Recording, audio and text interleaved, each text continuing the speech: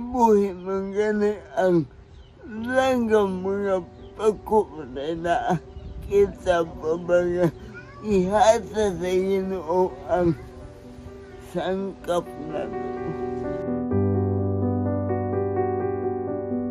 Kadalasan sa atin ay naiinis sa mga taong namamalimos kahit na kumpleto at malusog ang pangangatawan.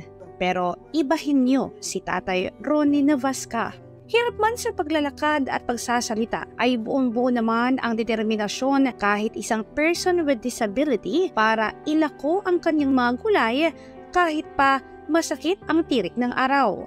Tinungo ng brigada si Tatay Ronnie sa Malabang, Hagunoy sa lalawigan ng Davao del Sur matapos itong mag-viral sa social media nang tinanggihan nito ang limos ng isang netizen na naawa sa kanyang kalagayan habang nagbebenta ng gulay sa Ligo City.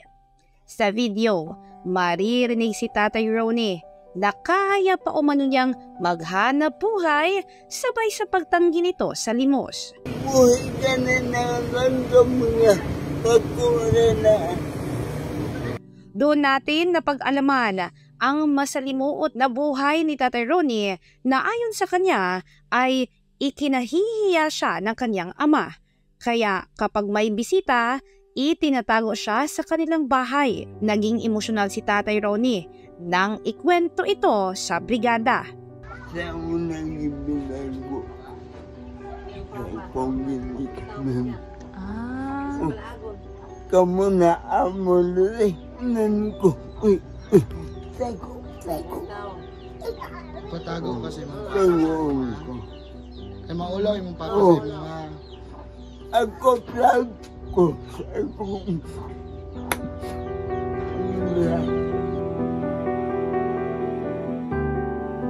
Nagkakulay umano ang buhay ni Tatay Ronnie nang matagpuan ang kanyang asawa na si Adelita Navasca na buong-buo namang tinanggap ang kanyang kapansanan at minahal siya. Ang tao kanay punodong no.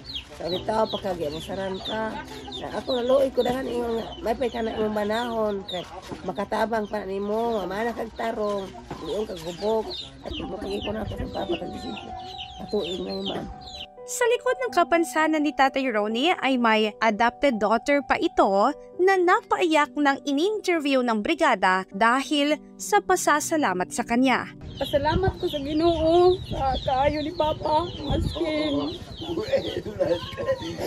Inara siya, akong gipasalamatan ang Ginoo nga kanang lagsik pa siya o ang mga isuna ko.